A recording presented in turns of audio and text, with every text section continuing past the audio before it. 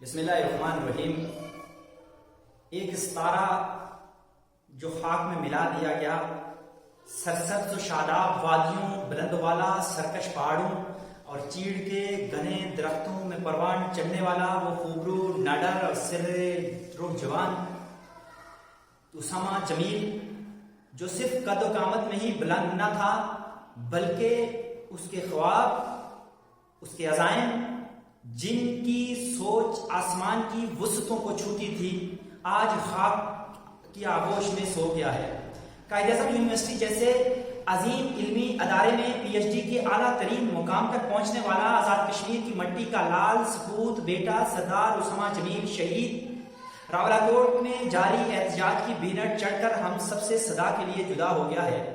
ہرے مقتل گاہیں سجانے والوں، ہرے بندوقیں اٹھانے والوں، ذرا ٹھہرو، ہمیں صرف اتنا بتا دو کہ کیا تمہیں خبر ہے کہ ایک باپ کیسے اپنے ریڑھ کی ہڈی نچوڑ کر، ایک ماں کیسے اپنی نیندیں قربان کر کے ایک بیٹے کو جوان کرتی ہے؟ تمہاری ایک جنبش، تمہارے ایک اشارے پر گولی اس کے آر پار ہوتی ہے اور وہ مٹی پر گر پڑتا ہے۔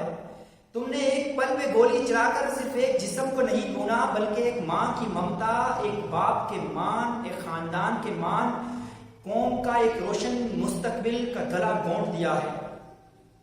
مجھے یاد ہے سردار اسامہ جمیل کے ساتھ وہ پہلی ملاقات جب اسامہ نے اپنی بہن کو روایتی انداز میں ڈولی کو کندھا دے کر ایک غیرت مند بھائی اور باپ وفا بھائی کا فرض ادا کیا، اور بہن کے سسرال میں ہماری وہ بیٹھک، اس کے چہرے پر محبت تھی، آنکھوں میں مان تھا، لہجے میں بردباری تھی جو صرف خاندانی اور ایک ضبط رکھنے والے انسان کا خاصہ ہوتی ہے۔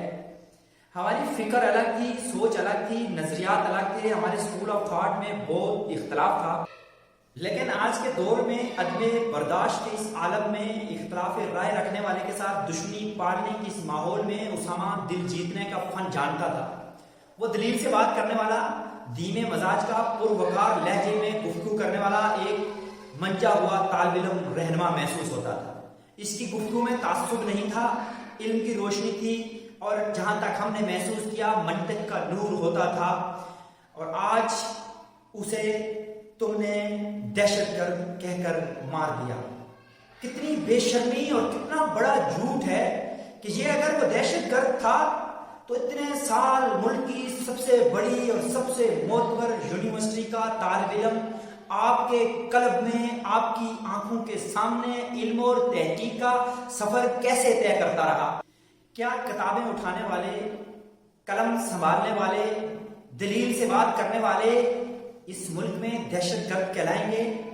اب اس ملک میں دہشت گرد کہلانے کا زاویہ یہ ہوگا، علم اور شعور کا یہ ہنستا مسکراتا سورج غروب کر کے تم نے آخر کون سی فتح حاصل کی؟ یہ سوال پوچھا جائے گا، یہ گولی چلا کر کون سا علاقہ مفتوح کیا؟ تم نے اس کی سانسیں تو روک لی، لیکن یاد رکھو جب خون گرتا ہے سوچ پیدا ہوتی ہے۔ آج اس کی سوچ، اس کا موقف، اس کی آواز اب راولاکوٹ کے ہر وادی، ہر پہاڑ اور آزاد پاکستان، آزاد کشمیر کی یونیورسٹیز کے ہر گوشے سے گونجے گی۔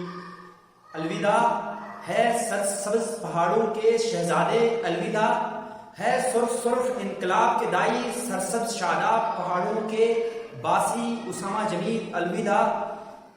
تمہاری شہادت ہم طلباء کے ضمیر پر ایک ایسا خز ہے جو تاریخ ہمیشہ یاد رکھے گی۔ یہ بات حقیقت ہے، ہم وطن پرستی کے قائل نہیں، اس نظریے سے اختلاف تھا، دلیل کی بنیاد پر تھا، رہے گا، لیکن گولی کسی بات کی کوئی جواب اور جواز نہیں پیدا کرتی۔ گولی تب ماری جاتی ہے جب تم ہار چکے ہوتے ہو، قتل تب ہوتا ہے جب مد مقابل تم پر فتح حاصل کر چکا ہو، تب گولی چلتی ہے۔ دلیل کو دبانے کے لیے، دلیل کو خاموش کرنے کے لیے گولی کا جواز کوئی نہیں ہے۔